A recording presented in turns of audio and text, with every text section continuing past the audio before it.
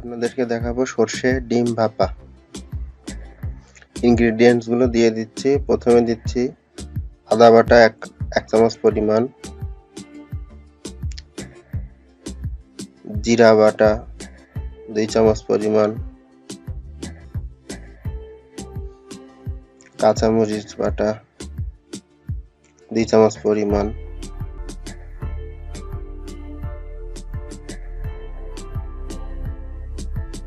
সর্ষে বাটা হাফ কাপের একটু কম, পরিমাণ মতো লবণ 1 চামচ পরিমাণ, হলুদ 1 চামচ পরিমাণ। এটা ভালো করে মেখে নিতে হবে।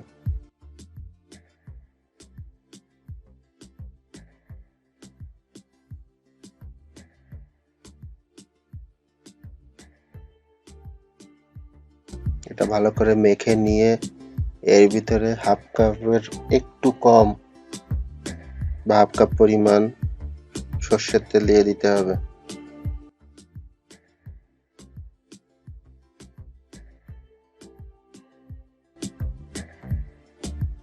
সর্ষের তেল দিয়ে দিচ্ছি।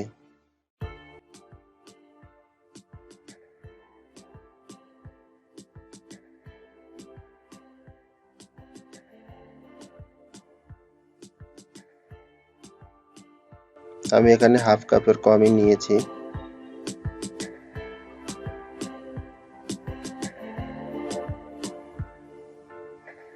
কারণ সর্ষে বাটা থেকেও তেল ছাড়বে।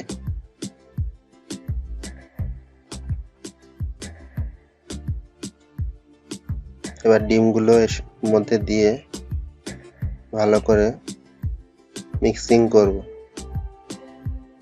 ডিমটার ভিতরে দেওয়ার আগে টুথপিকের যে কাঠি আছে ওগুলা দিয়ে ডিমগুলো ভালো করে কাঠি দিয়ে ফুটিয়ে দিতে হবে, যাতে করে ভিতরে আপনার মিশ্রণটা যায়।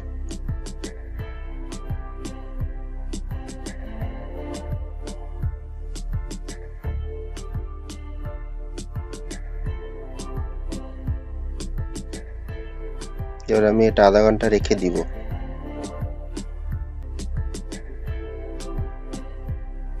আর একটু নুন দিয়ে দিচ্ছি।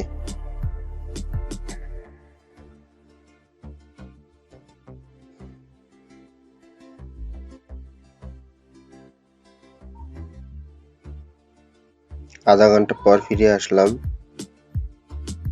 এবার এই কড়াইতে এমন ভাবে পানি দিব যে পানিটা আমার ওই টিফিন বক্সের অর্ধেকটা ডুবিয়ে রাখতে পারে।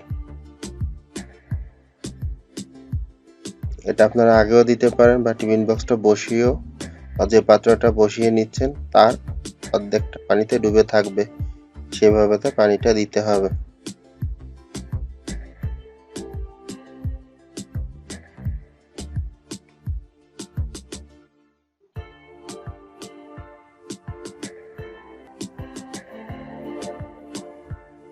এবার টিফিন কারিটা বসিয়ে দিচ্ছি।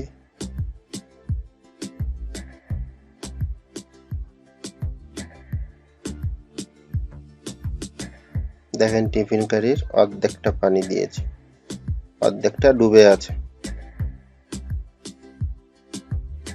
এভাবে এটা রাখবো আধা ঘন্টা চুলোটা জ্বালিয়ে, ফুল আঁচেই রাখবো, কারণ ভেতরের মশলাটা এর মাধ্যমে কিন্তু তৈরি হবে।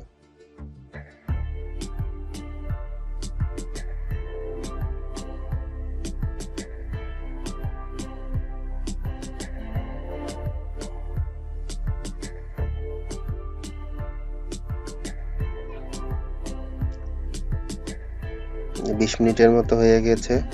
আমি এখন উপরে ঢাকনাটা দিচ্ছি, আরো 10 মিনিট রাখবো।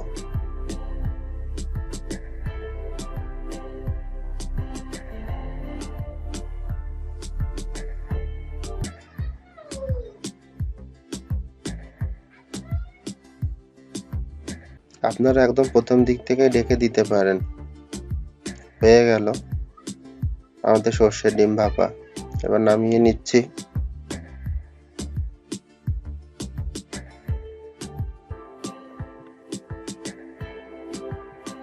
এবার গ্রেভিটা দিয়ে দিচ্ছি এরপরে।